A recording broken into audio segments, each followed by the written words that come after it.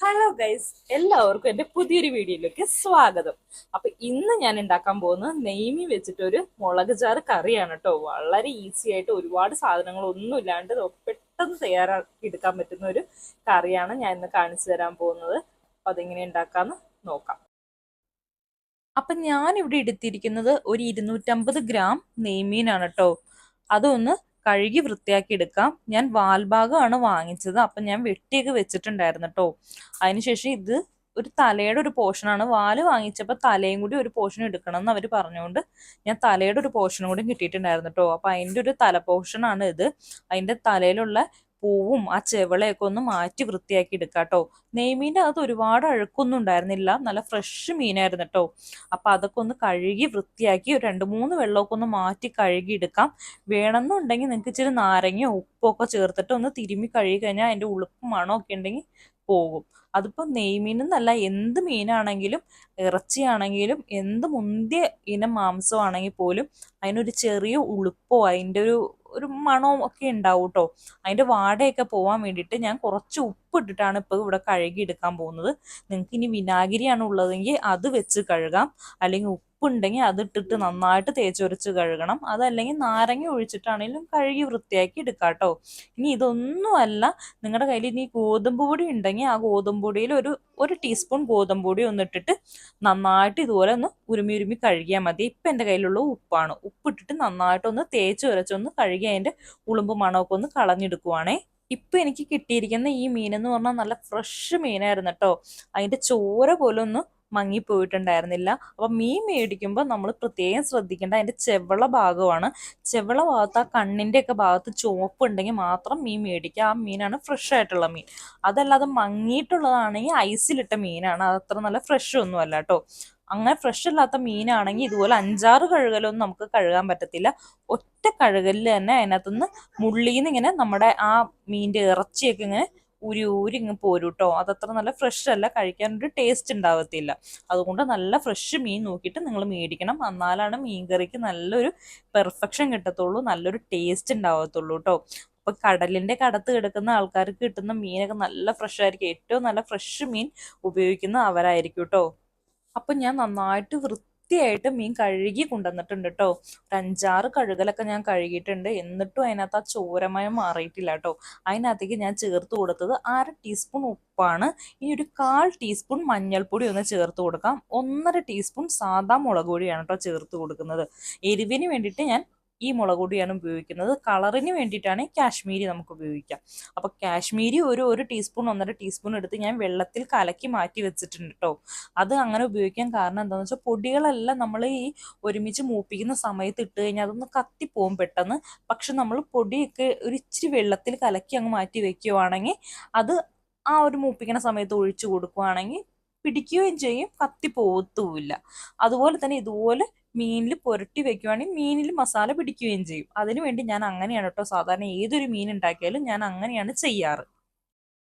അപ്പൊ ഈ അരപ്പൊക്കെ നമുക്ക് നന്നായിട്ടൊന്ന് പുരട്ടിയെടുക്കാം. നന്നായിട്ടൊന്ന് മിക്സ് ചെയ്ത് എടുക്കണം കേട്ടോ. എല്ലാ ഭാഗത്തും മീനിന്റെ ഒന്ന് പിടിക്കണം.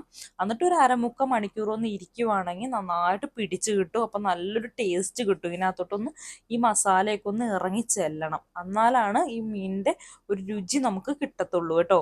അതുപോലെ തന്നെ ഞാനൊരു 5-6 കഷ്ണം കുടംപുളി എടുത്തിട്ടൊന്ന് വെള്ളത്തിൽ ഇട്ടിട്ടുണ്ട്. നന്നായിട്ട് കഴുകിയതിന് ശേഷമാണ് കേട്ടോ ഞാനൊന്ന് കീറി വെള്ളത്തിലിട്ട് വെച്ചിട്ടുണ്ട്. അതൊന്ന് കുതിരാൻ വേണ്ടി മാറ്റി വെച്ചേക്കുവാണ് കേട്ടോ. ഇനി നമുക്ക് ചട്ടി ഒന്ന് വെക്കാം. അപ്പൊ അടിക്കട്ടിയുള്ള നല്ലൊരു ചട്ടിയാണ് ഞാൻ വെച്ചിട്ടുള്ളത്.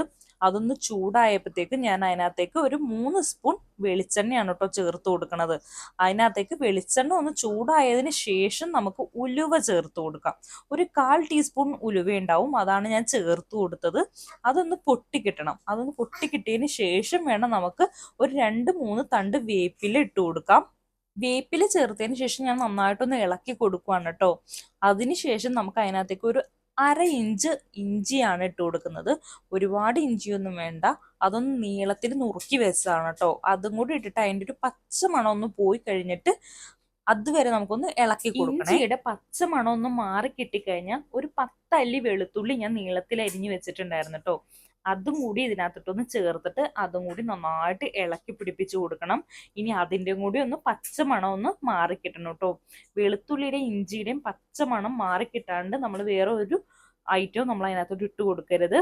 നന്നായിട്ട് ഇളക്കി ഇതിനൊന്ന് മൂപ്പിച്ചെടുക്കണം. കുറച്ച് സമയം പിടിക്കും മൺചട്ടി ആയതുകൊണ്ട്, പക്ഷെ കുറച്ച് നേരം വെയിറ്റ് ചെയ്ത് തന്നെ നന്നായിട്ടൊന്ന് ഇളക്കി പിടിപ്പിക്കണം കേട്ടോ. പറ്റുമെങ്കിൽ കുറച്ച് ഉപ്പും കൂടി ഇട്ട് കഴിഞ്ഞാൽ പെട്ടെന്ന് അങ്ങ് കഴിയും. ഞാനിപ്പോൾ ഉപ്പ് ചേർത്ത് കൊടുക്കുന്നില്ല. ഞാൻ നന്നായിട്ട് ഇളക്കി കൊടുത്തൊന്ന് വറുത്തെടുക്കുവാണ് കേട്ടോ. ഒത്തിരി ഓവർ ഫ്രൈ ആവണ്ട, എന്നാലും ഒന്ന് മൂത്ത് കിട്ടണം നന്നായിട്ട്.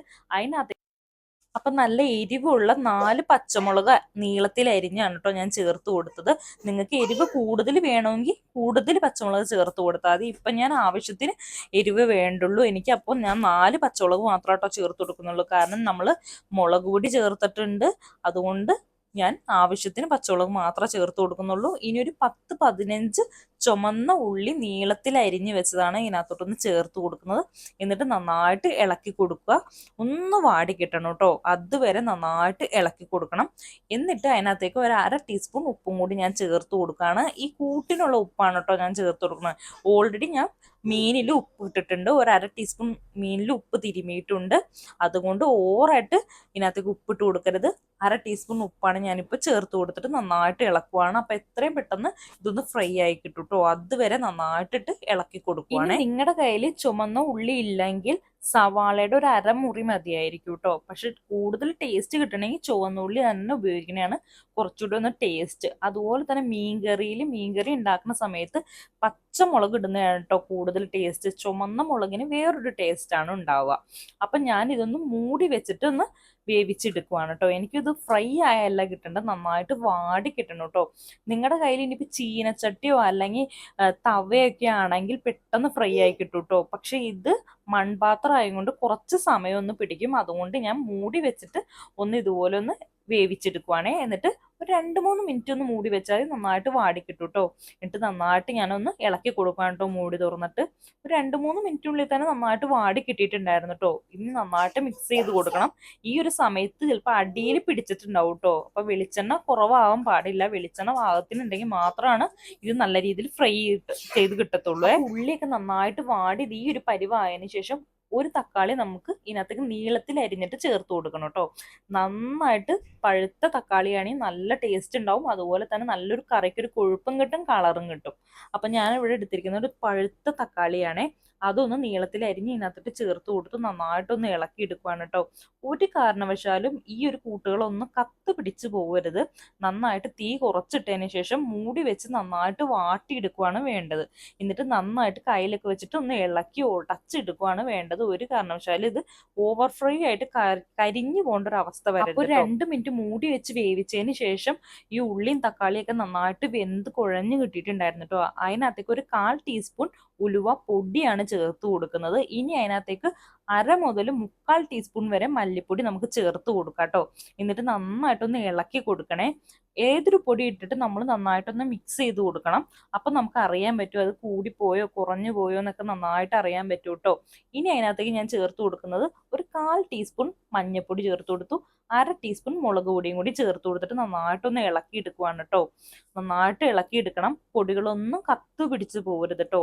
ഈ ഒരു സമയം പ്രത്യേകം ശ്രദ്ധിക്കണം. തീ വളരെ കുറച്ചിടണം. പറ്റുമെങ്കിൽ സിമ്മിൽ തന്നെ ഇട്ട് കൊടുക്കുക. അപ്പം എൻ്റെ ഈ ചീനച്ചട്ടി എന്ന് പറഞ്ഞാൽ നല്ല അടിക്കട്ടി ഉള്ളതാണ്. അതുകൊണ്ടാണ് കേട്ടോ അടി പിടിക്കാത്ത. വെളിച്ചെണ്ണ വളരെ കുറവാണ് ഞാൻ യൂസ് ചെയ്തിട്ടുള്ളത്. കറികൾ ഉപയോഗിക്കുമ്പോൾ വളരെ കുറച്ച് വെളിച്ചെണ്ണ ഉപയോഗിക്കുന്നതാണ് ഹെൽത്തിന് നല്ലത് കേട്ടോ. പക്ഷെ ടേസ്റ്റിന് ഒട്ടും കുറവില്ല ഈ ഒരു കറിക്ക് കേട്ടോ. ഈ ഒരു സമയത്ത് നമുക്ക് പുളിവെള്ളം ചേർത്ത് കൊടുക്കണം. കുടംപുളിയാണ് ഞാൻ എടുത്തിട്ടുള്ളത്. കുടംപുളി അല്ലെങ്കിൽ മീൻ പുളി എന്നൊക്കെയാണ് ഞങ്ങളുടെ നാട്ടിൽ ഇതിനെ പറയുക. അതൊരു 5-6 കഷ്ണം എടുത്തിട്ട് ഇതുപോലെ ഒന്ന് കീറി എടുത്ത് വെള്ളത്തിൽ ഒരു 1/4 മണിക്കൂർ മുന്നേ ഞാൻ കുതിർത്താൻ വേണ്ടി ഇട്ടതാണ് കേട്ടോ. അപ്പം നന്നായിട്ട് കുതിർന്ന് കിട്ടിയിട്ടുണ്ടായിരുന്നു. ആ വെള്ളമാണ് ഞാനൊന്ന് ചേർത്ത് കൊടുക്കുന്നത്. അത് ചേർത്തിട്ട് നന്നായിട്ട് ഇളക്കി കൊടുക്കുക. മീനിനനുസരിച്ച് വേണം പുളി എടുക്കാൻ. ഒരുപാട് കൂടി പോകാൻ പാടില്ല. അപ്പം മീനിൽ നല്ല പുളി വരും. അത്രയും പുളിയുടെ ആവശ്യമൊന്നും ഇല്ല. എല്ലാം പാകത്തിനായിരിക്കണം. അതാണ് ഒരു പെർഫെക്റ്റ് മീൻ കറി എന്ന് പറയുന്നത്. എന്നിട്ട് ഞാൻ ഈ ഒരു കൂട്ട് ഒഴിച്ചതിന് ശേഷം നന്നായിട്ടൊന്ന് ഇളക്കി കൊടുത്തുട്ടോ.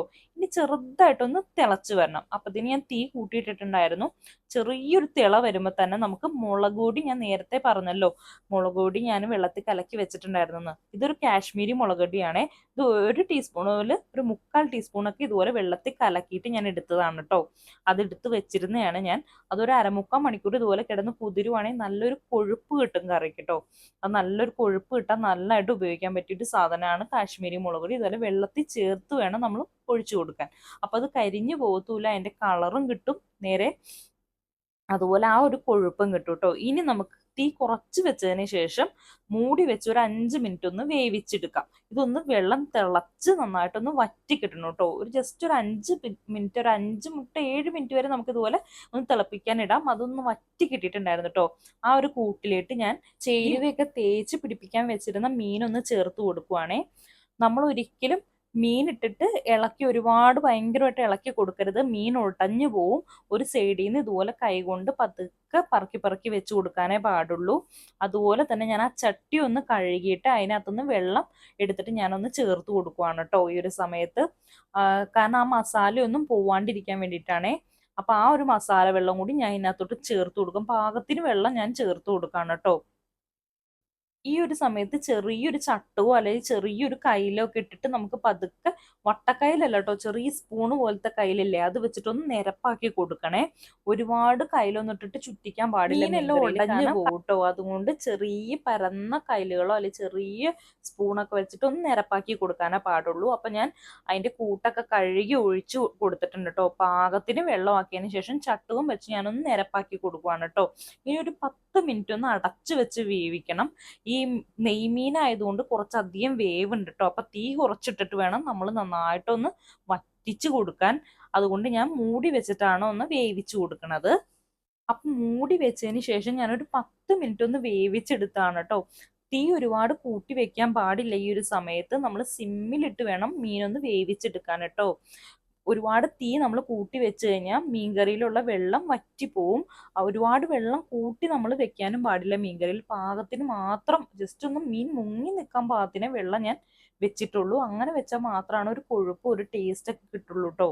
അതുകൊണ്ട് ഞാൻ ജസ്റ്റ് ഒന്ന് വെള്ളം മീൻ മുങ്ങി നിൽക്കാൻ പാകത്തിന് വെച്ചതിന് ശേഷം മൂടി വെച്ച് ഇതുപോലെ വേവിച്ചെടുക്കാണ് പതിവ്. അത് മാത്രമല്ല സിമ്മിലിട്ട് വേണം വേവിച്ചെടുക്കാൻ. ജസ്റ്റ് ഒരു 5 മിനിറ്റ് കൂടി ഒന്ന് വേവാനുണ്ട് കേട്ടോ. ജസ്റ്റ് ഒന്ന് വെള്ളം വറ്റി കിട്ടാനുണ്ട്. ഒരുപാട് വെള്ളം പൊങ്ങിക്കിടന്ന മീൻകറി കുറേ ദിവസം ഇരിക്കത്തില്ല കേട്ടോ. ജസ്റ്റ് ഒരു 2-3 ദിവസമൊക്കെ മീൻകറി ഇരുന്നാലാണ് കുറച്ചുകൂടെ ടേസ്റ്റ് ആവുക. ജസ്റ്റ് ഒരു 5 മിനിറ്റ് കൂടി വേവിച്ചോടുകൂടി നന്നായിട്ട് വെന്ത് നന്നായിട്ട് വെള്ളം പറ്റി പാകത്തിനായി കിട്ടിയിട്ടുണ്ടായിരുന്നു കേട്ടോ. ഈ ഒരു സമയത്ത് നമ്മൾ ഉപ്പും മുളകൊക്കെ നന്നായിട്ട് നോക്കണം, എല്ലാം കറക്റ്റ് ആണോ എന്ന് നോക്കണം.